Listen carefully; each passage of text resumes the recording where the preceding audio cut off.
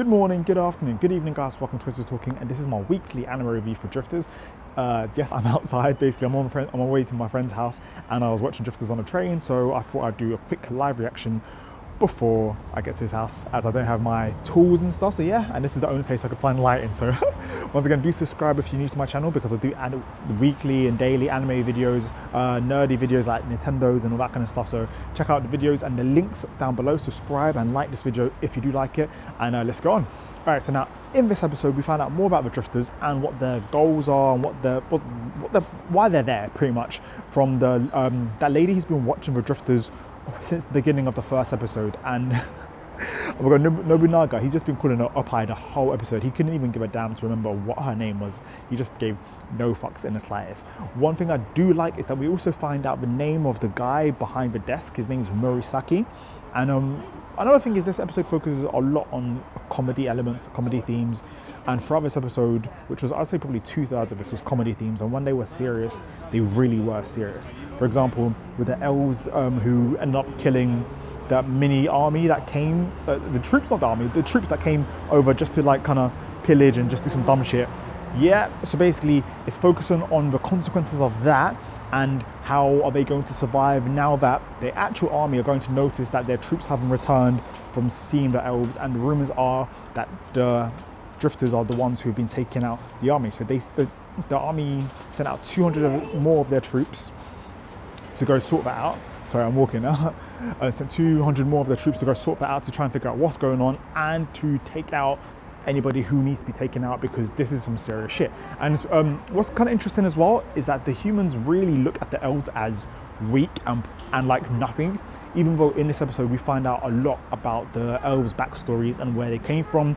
We also find out that the elves have a long lifespan. So the ones that we thought were little children, the ones who look like little children, they're around 36 and 39 years old, so they're quite old. They're older than Toyohisa, who was really shocked, like what the fuck. And the older brothers of the two brothers right there, he's like 13, he's like, what is it, 104. So yeah, their lifespans are totally different. And everyone's gonna be walking around to try and do this review as much as I can. Yeah, so like it's been a very, very interesting episode that's been focusing a lot on like character development, plot development, and exposition, which is really, really cool. Now, the last week's episode was amazing because it had so much fighting that it was like, what the fuck?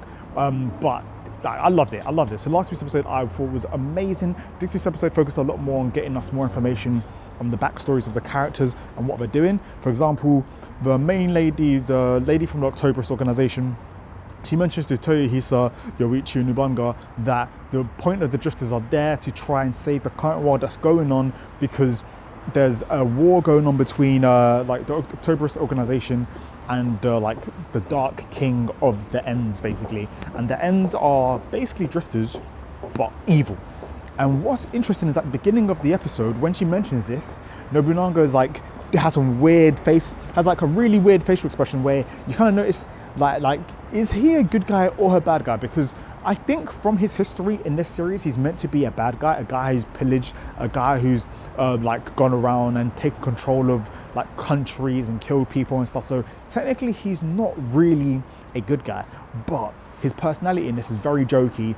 But every now and then they show you the jokey side / the serious side, and it kind of bounces back and forth. So I'm really interested to see where this is going. Do you guys think that he's actually a good guy or a bad guy, and what are his real motives? Now, another thing that was really interesting, I was wondering, are they going to bring this up, and I'm so glad they did, was the fact that he was pulling so many strings and he was telling Toyohisa to be in control, to be the leader, to do this, to do that.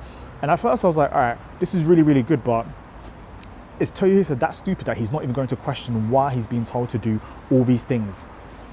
But it turns out to be, thankfully, Toyohisa brought this up, and the moment he brought this up, literally a second before, the scene before, we get to see Nobunaga's train of thought, and he's like, he looks just like him. When it said just like him, I was wondering, who is this him?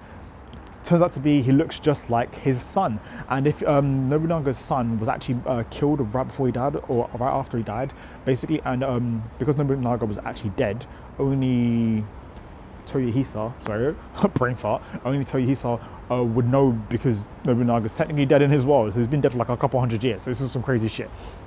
So yeah, and at the same time, so many fucking names. Toyohisa was also mentioning that if he was still alive, his dad would be around his age, would be the same age as Nobunaga. And I like how the banter back and forth between the two, their character development and their relationship is so great. It's one of the best things about this episode. But don't get it twisted, Yoichi has some of the best comedy moments in this. When they're trying to speak to the elves, and obviously the elves speak a different language. This is something that they've shown to us in the first episode. I like how Yoichi comes in and actually tries his hardest to try and speak. He's like saying little words here and there, really struggling his ass off, just to find out from the chick of the October's organization that they actually have these talisman or whatever they are, these pieces of paper. My apologies for not knowing what the hell the name is, but they have something that allows them to be like a magic charm or spell that allows them to be able to immediately speak in the whichever language that they need to. And Yoichi's face when he sees that he spent so much time. Now, we never got to see how much time, but you can tell he spent so much time trying to speak that language just to find out he didn't even need to do that. It was fucking hilarious. The comedy in this was hilarious. I like how Toyohisa is taking control of the elves and how he's actually going to help them get their land back, as well as finding more information about the elves, Toyohisa's background, Yoichi's background, Nobunaga's background, the information to do with the drifters and their ends and what they're actually doing. We get to see that the ends are actually on their way to start taking kind of world domination. And who else caught that glimpse? There's a slight glimpse of the king of the darkness, the king of ends. He had like a hole in his hand there and a few holes in his clothing, and he said a few things that sounded very religious, that sounded very Christ-like. Now, I haven't read the manga, I know nothing about this, I've stayed away from all spoilers, but what I can tell you is I grew up going to church and stuff, and some of the way he was talking, the way he was acting, the way he was treating those pig-faced kind of demi-humans and whatnot, he's treating them with a lot of respect and a lot of love. It's kind of like, okay, and the way he opened the eye in the sky was kind of like a very omniscient being, a very omnipotent and omniscient being. So I'm very interested to see where this is going to go and what that connection is. And the same way that they mention what the drifters and the ends are, like who says who's the good guy and who is the bad guy? I think this is going to be a big theme in this series, and I'm very excited to see where it's going. Personally, I really enjoyed this episode. I'm excited to see where it's going to go in next week's episode.